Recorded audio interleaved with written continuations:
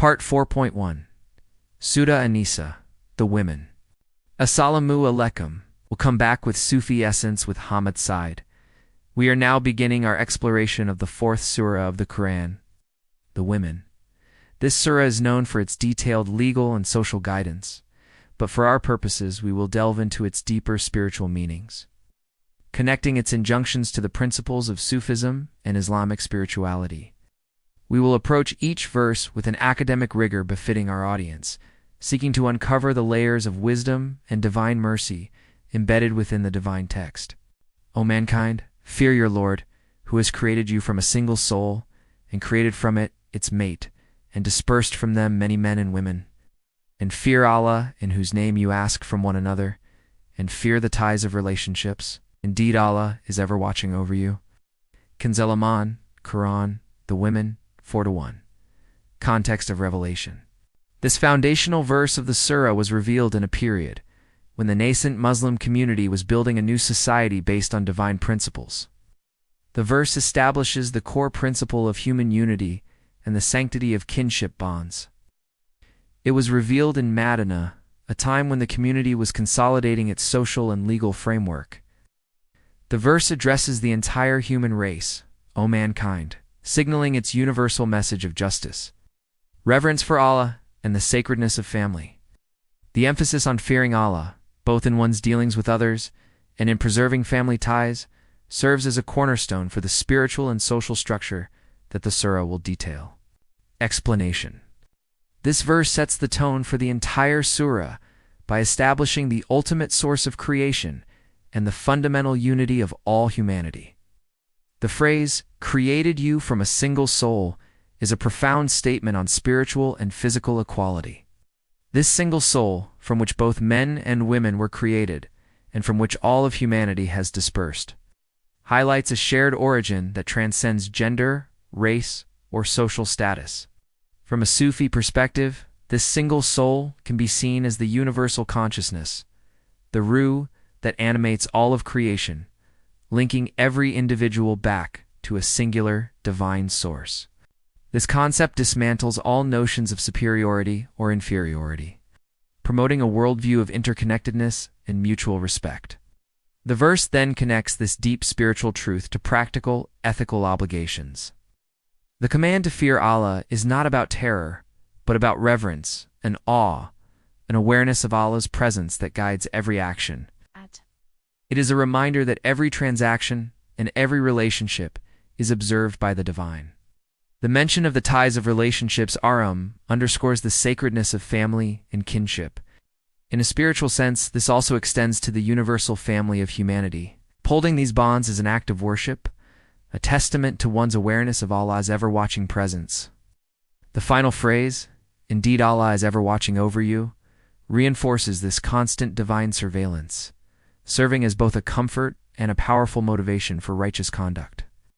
It is a reminder that the most profound form of accountability is not to human law, but to the divine, who sees all, knows all, and records all. Zia, Ul Quran interpretation, according to the interpretation in Zia Ul Quran. This verse lays the groundwork for the social and legal framework that follows in the surah. The commentary highlights the dual emphasis of the verse. On the one hand, it addresses the universal human family, and on the other, it introduces the specific laws concerning women, marriage, and inheritance. The phrase "from a single soul" is interpreted as a clear refutation of any hierarchy based on origin, asserting that men and women have an equal and shared genesis. This is a critical point that the commentary emphasizes, as it provides the theological basis for the equitable treatment of women throughout the surah. The commentary also expands on the idea of fearing Allah, noting that this fear is the wellspring of all good conduct. When one genuinely fears Allah, their interactions with family, community, and society at large are imbued with sincerity and justice. This fear acts as an internal moral compass, ensuring that individuals do not exploit or oppress one another. The interpretation also points out that the verse's final statement, "Indeed Allah is ever watching over you," is not a threat but a promise of divine justice and a safeguard for the weak. It assures those who uphold kinship and righteousness that their efforts are seen and rewarded, while those who transgress will face an ultimate accountability. The Dizia Quran commentary frames this verse as a grand introduction to the spiritual architecture of a just society, where human relations are not merely social contracts, but sacred trusts, watched over by Allah. Hadith. The Prophet Muhammad, peace be upon him, taught that reverence for Allah and upholding the ties of kinship are intrinsically linked. He emphasized that the bond of kinship is a sacred trust. The Prophet Muhammad, peace be upon him, taught. The word kinship is derived from the name of the compassionate Ahriman. So Allah said, "Whoever keeps his ties with you, I will keep my ties with him. And whoever cuts his ties with you, I will cut my ties with him." This saying underscores the profound spiritual significance of maintaining family bonds, elevating it to a direct connection with the divine mercy of Allah. It illustrates that treating one's relatives with kindness and justice is not just a social duty, but an act that draws one closer to Allah. Conversely, severing these ties is a grievous sin that distances one from divine grace. The principle of divine watchfulness, Allah is ever watching over you, is a cornerstone of Sufi thought. It is the concept of ihsan, or excellence in worship, where one worships Allah as if they see Him. And if they cannot achieve this, they worship with the awareness that He sees them. This verse instills this very awareness, prompting the believer to a state of constant presence and mindfulness. It is a spiritual discipline that transforms every interaction with a spouse, a sibling, or a distant relative into an act of devotion. By understanding that Allah is the source of all relationships and the ultimate witness, the believer is motivated to act with integrity, kindness, and justice, not for the sake of social approval, but out of a deep and abiding love for Allah. This verse thus serves as a powerful spiritual guide, linking the mundane act of upholding family ties to the highest stations of spiritual proximity to the divine. It calls for a society where compassion is the law, and divine awareness is the ultimate judge, paving the way for a community built on a foundation of love and mutual respect. And give the orphans their properties, and do not substitute the defective for the good. Do not devour their properties by mixing them with your own. Indeed, that is a great sin. Kanzul Iman, Quran, the women, 4-2, context of Revelation. This verse was revealed in Medina, a time when the early Muslim community was grappling with the social and economic issues of a society in formation. It addresses a very specific and pressing problem: the guardianship of orphans, many of whom had lost their fathers in the frequent conflicts. In pre-Islamic Arabia, orphans were often a vulnerable class. Their inheritance and property easily misappropriated by unscrupulous guardians. This verse serves as a direct legislative command, establishing a clear and unyielding divine law to protect the rights of the weakest members of society. It builds upon the universal principles of the previous verse, specifying how the fear of Allah and the upholding of kinship ties must manifest in the practical financial management of an orphan's wealth. Explanation. This verse is a powerful declaration of divine justice, focusing on the sanctity of an orphan's property. The command to give the orphans their properties is not merely a suggestion, but an absolute imperative. It refers to the guardian's duty to protect and manage the orphan's wealth until they reach maturity and are capable of handling their own affairs. The verse then prohibits specific, deceptive practices. The first, "do not substitute the defective for the good," condemns the act of exchanging a superior item from the orphan's possessions for an inferior one of the guardian's own. This is a subtle yet profound point, highlighting that injustice can be masked by a seemingly equal exchange, and that true righteousness demands an unwavering commitment to fairness and integrity. The second prohibition, "do not devour their properties by mixing them with your own," addresses the temptation to merge an orphan's wealth with one's own, thereby blurring the lines of ownership and making misappropriation easy. From a spiritual and Sufi perspective, this command speaks to the purification of the self. The act of devouring an orphan's wealth is not merely a financial crime, but a spiritual defilement. It is a manifestation of greed and a lack of moral restraint. The heart that can commit such an act is one that has turned away from the divine principle of generosity and has become a vessel for selfishness. The verse's conclusion, "Indeed, that is a great sin," is not an idle threat. It signifies that this transgression is of the highest order, an act that deeply offends Allah and corrupts the very soul of the wrongdoer. This gravity is a direct extension of the divine watchfulness mentioned in the previous verse. Every act of dishonesty, no matter how small or hidden, is seen and carries immense spiritual weight. The protection of the orphan is thus a test of faith and a measure of one's spiritual sincerity. Zia ul Quran interpretation. The commentary in Zia ul Quran delves into the profound wisdom behind this verse. It emphasizes that the protection of the orphan's property is a critical foundation for a just society. The interpretation highlights that the command to give the property is a trust, the mana that guardians are obligated to preserve. This trust, according to the commentary, is not merely financial, but also spiritual. The guardian is accountable to Allah for every transaction and every decision regarding the orphan's wealth. The commentary further explains the prohibition against substituting the defective for the good as a warning against both overt and subtle forms of corruption. It explains that this act, while seemingly minor, reflects a profound moral sickness in the individual. It also interprets the mixing of properties not just as a practical risk, but as a symbolic act of spiritual impurity. The commentary notes that those who are quick to violate the trust of an orphan are likely to violate other divine commands. As the heart has already become accustomed to injustice, the Zia ul Quran stresses that the immense severity of the sin is due to the complete helplessness of the orphan. The one who betrays a trust placed upon them by Allah and against a defenseless child is considered to have committed an act that strikes at the very heart of Islamic social ethics. The commentary frames the verse as a powerful spiritual lesson. True faith is demonstrated not through ritual alone, but through the integrity of one's actions in dealing with the most vulnerable.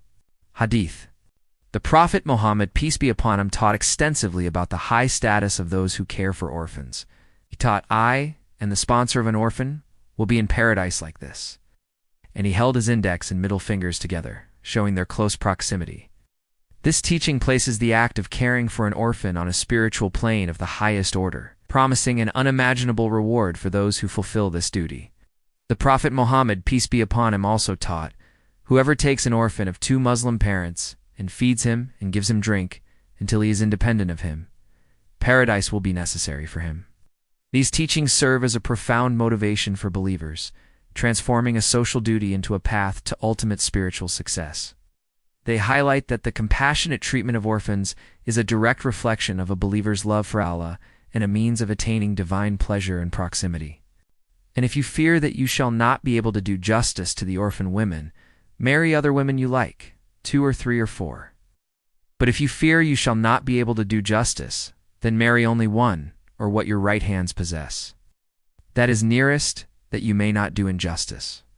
Kanzul Iman Quran, the women, 4-3. Context of revelation.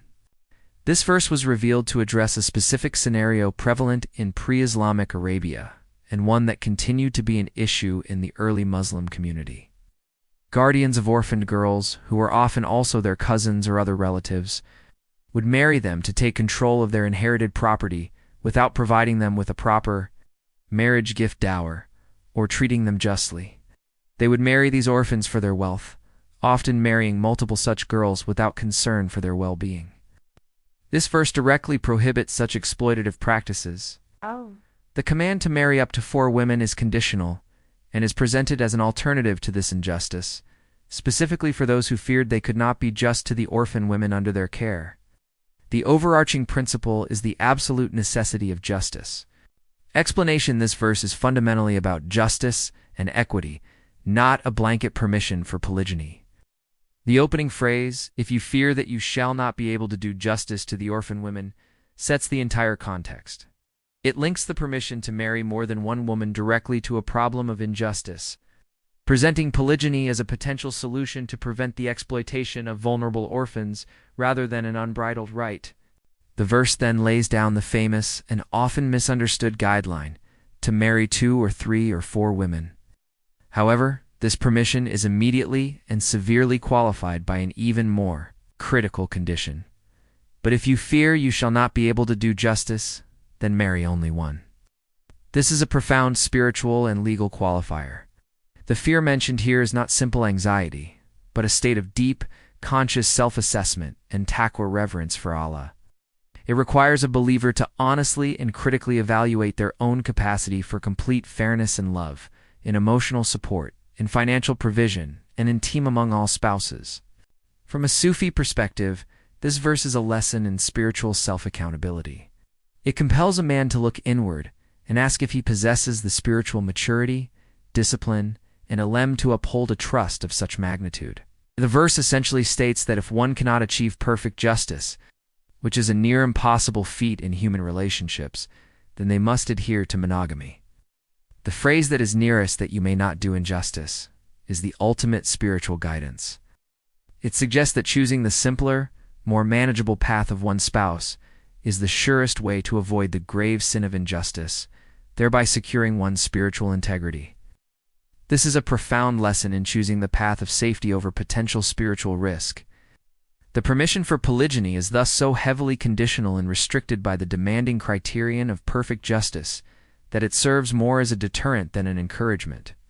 Ziya-ul-Quran interpretation. The commentary in Ziya-ul-Quran emphasizes the conditional nature of this verse, placing its central theme as the protection of women, particularly orphans, from exploitation. It refutes the notion that the verse is a blanket endorsement of polygyny. The commentary argues that the verse was revealed to curb the pre-Islamic practice of unrestricted polygyny and exploitation of orphans by imposing a strict limit for, and an even stricter condition, justice. The Ziya-ul-Quran highlights that the condition of justice is all-encompassing, including financial, emotional, and social fairness. It is not merely about equal provision of food or shelter, but about an impossible emotional balance that only the most spiritually elevated individuals can hope to achieve. The commentary therefore concludes that the verse effectively steers believers toward monogamy as the ideal and most righteous path, as true justice among multiple spouses is a monumental spiritual challenge. The interpretation also points out that the verse's reference to what your right hands possess, referring to female captives or slaves, is also bound by the same conditions of justice and is a remnant of a different era, with a clear spiritual injunction to treat them with kindness and fairness. The overall message, as highlighted by the Ziya-ul-Quran, is that justice is the paramount value, and every legal allowance is subservient to this core ethical principle. Hadith. The Prophet Muhammad, peace be upon him, taught about the immense responsibility that comes with having multiple wives. Taught, whoever has 2 wives and does not treat them justly will come on the day of resurrection with one side of his body drooping. This powerful and vivid image serves as a grave warning against injustice. It underscores that any failure to be just in a polygamous marriage has direct and visible consequences on the day of judgment, a consequence that impacts one's physical form as a manifestation of a spiritual imbalance. The Prophet Muhammad, peace be upon him, also taught about the difficulty of maintaining emotional justice, stating that it is beyond human capacity, thus reinforcing the Quranic injunction that monogamy is the path of least spiritual risk. And give the women their marriage gifts gracefully. But if they of their own accord give up to you a part of it, then consume it with pleasure and good cheer. Kanzul Iman, Quran, the women. 4-4. Context of revelation. This verse was revealed to correct a widespread practice from the pre-Islamic era where women's dowers were often considered the property of their male guardians or were seized by their husbands upon marriage. This was a form of financial exploitation that stripped women of their economic independence and dignity. This verse establishes a clear and unequivocal legal and moral command, affirming the marriage gift dower as the exclusive and undisputed property of the woman herself. It is a direct refutation of past customs and a foundational pillar of Islamic family law. Explanation. This verse is a profound statement on justice and respect for women's financial autonomy. The command to give the women their marriage gifts gracefully is more than a legal instruction. It is a spiritual injunction. The word gracefully implies a full and complete payment, made without reluctance, resentment, or delay. From a Sufi perspective, this act of giving is a form of purification for the husband. It is an act of recognizing the woman's inherent worth and her independent right to her own wealth. The dower is not a price for the woman, nor is it a gift to her family. It is a sacred trust and a sign of the solemn commitment being made in the marriage contract. The verse then addresses a subsequent scenario, but if they, of their own accord, give up to you a part of it, then consume it with pleasure and good cheer. This conditional statement is crucial. It underscores that any part of the dower given back to the husband must be a voluntary act of the wife, done without any form of coercion, pressure, or expectation. The phrase "of their own accord" highlights the sanctity of free will and the importance of a woman's consent in financial matters. The permission to consume it with pleasure and good cheer is a subtle but powerful affirmation. It legitimizes the gift and removes any sense of guilt for accepting it, provided the condition of genuine, uncoerced consent is met. This verse, therefore, serves as a dual spiritual lesson. It commands men to fulfill their obligations with absolute sincerity, and it protects women from both overt and subtle forms of financial exploitation. Zia ul-Quran interpretation. The commentary in Zia ul-Quran emphasizes the absolute right of a woman to her dower. The interpretation clarifies that the marriage gift is an essential component of the marriage contract, not a symbolic gesture. It is a legal and moral obligation on the husband, and its full and complete payment is required for the marriage to be spiritually and legally sound. The commentary further explains that the gracefully part of the verse implies that the dower should be given in a manner that reflects the gravity of the occasion and the respect the husband holds for his wife. The Zia ul-Quran strongly cautions against any form of pressure on the wife to relinquish her dower. It interprets the phrase "of their own accord" as a direct prohibition of any form of compulsion, whether emotional, social, or physical. The commentary notes that any dower given back under duress, even if a woman says it is voluntary, is a spiritual transgression and is not permissible. The interpretation thus highlights the verse as a revolutionary statement in its time, elevating a woman's financial status and independence to a position of legal and divine protection, something unheard of in many societies of that era. Hadith. The Prophet Muhammad, peace be upon him, taught about the seriousness of fulfilling one's obligations in marriage. Particularly concerning the dower, he taught, the most worthy of conditions to be fulfilled are those by which you are made lawful to have sexual relations, i.e., the dower. This teaching links the dower directly to the legality and sanctity of the marriage itself. The Prophet Muhammad, peace be upon him, also taught that a man who marries a woman with the intention of not giving her dower is a fornicator. This severe statement underscores the immense spiritual weight of the dower. It transforms a financial obligation into a fundamental pillar of marital integrity, equating the failure to fulfill it with a grave sin that invalidates the spiritual nature of the marital bond. These teachings reinforce the Quranic command, making it clear that fulfilling financial responsibilities to one's wife is a crucial test of faith. And test the orphans when they reach the age of marriage. Then, if you perceive in them some discretion, hand over to them their properties. Do not consume it extravagantly and hastily for fear that they may grow up. And whoever is rich, he should abstain, and whoever is poor, he should consume according to what is fair. Then when you hand over to them their properties, make them a witness over them, and Allah is sufficient as a reckoner. Kanzul Iman, Quran, the Women, 4-6. Context of Revelation. This verse was revealed to clarify the guardian's role and responsibilities regarding an orphan's property, particularly as the orphan approaches adulthood. It addresses the practical question of when and how to return the trust. In a society where the property of the vulnerable was often exploited, this verse provides clear criteria for the honest and ethical management of a significant trust, ensuring that the orphan's rights are protected until they are capable of managing their own affairs. It moves beyond the simple prohibition of misuse to a positive command for responsible stewardship and a dignified transition of wealth. Explanation. This verse is a profound lesson in trust, responsibility, and spiritual wisdom. The command to test the orphans when they reach the age of marriage introduces a crucial element: the evaluation of an individual's maturity and sound judgment. The age of marriage is a metaphorical benchmark for adulthood, signifying a time when a person is expected to have the intellectual and emotional capacity to make life-altering decisions. The test is to see if the orphan possesses some discretion, a quality that encompasses not only financial intelligence, but also sound judgment and moral integrity. From a Sufi perspective, this discretion is not just an outward measure of competence, but a reflection of the purity of one's heart and the clarity of one's intellect. Only when this spiritual and mental readiness is confirmed should the guardian hand over to them their properties. The verse then issues two powerful warnings. The first, Do not consume it extravagantly and hastily for fear that they may grow up. Condemns the desperate act of squandering an orphan's wealth before they come of age. This speaks to a deep-seated spiritual sickness of greed and a lack of faith in Allah's provision. The second part provides guidance on the guardian's compensation. It is a profound ethical directive, and whoever is rich, he should abstain, and whoever is poor, he should consume according to what is fair. A wealthy guardian is spiritually bound to manage the property for the sake of Allah and should not take any compensation. This is a supreme act of selflessness and ilm. A poor guardian, however, is permitted to take a reasonable and fair amount for their labor, ensuring that their own family is not neglected while they fulfill their duty.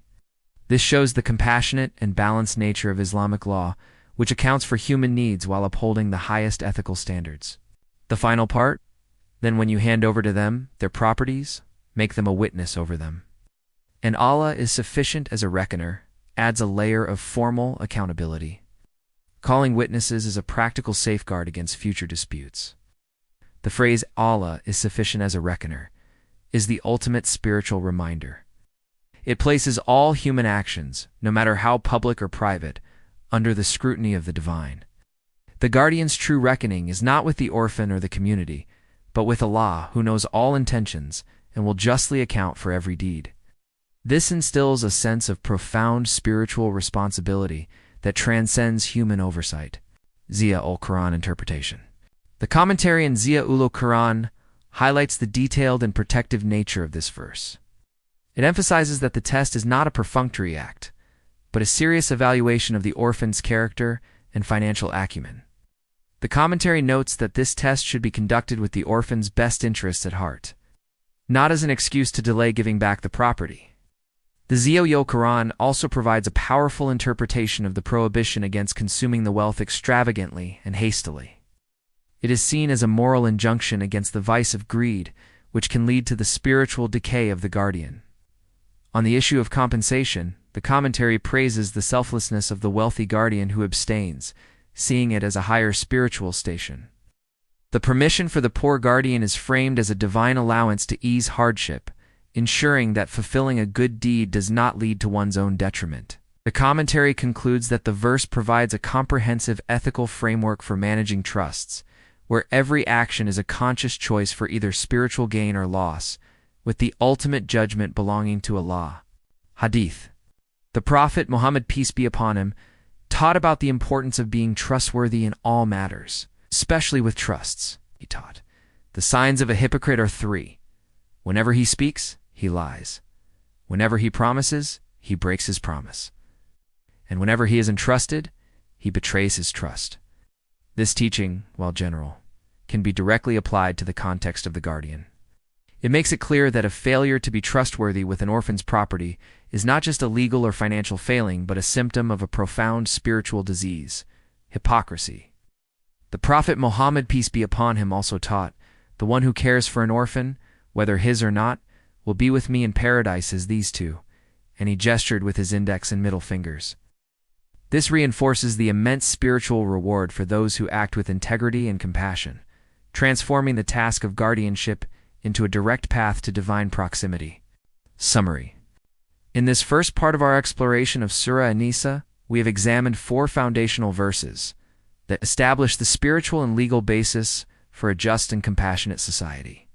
We began with verse 4-1, which declared the universal unity of humanity, all created from a single soul, and established the principle of divine watchfulness and the sanctity of kinship. Verse 4-2 followed with a stern and clear command to protect the property of orphans, framing the misuse of their wealth as a great sin, with immense spiritual consequences. This led to verse 4-3, which provided a strict, justice-based condition for polygyny, effectively steering believers towards monogamy as the path of least spiritual risk. We concluded with verse 4-6, which detailed the practical and ethical responsibilities of a guardian, requiring the evaluation of an orphan's maturity and providing a clear framework for financial stewardship and accountability. The overarching theme that binds these verses is the absolute centrality of justice and compassion as the highest spiritual virtues, which must manifest in every human relationship, particularly in a world that often exploits the vulnerable. May Allah bless you with alim, yaqeen, and a profound love for his Prophet and for the path of spiritual purification. May we all be granted the grace to act upon the wisdom of the Quran and to live lives that reflect its principles of justice, compassion, and divine love. Ameen.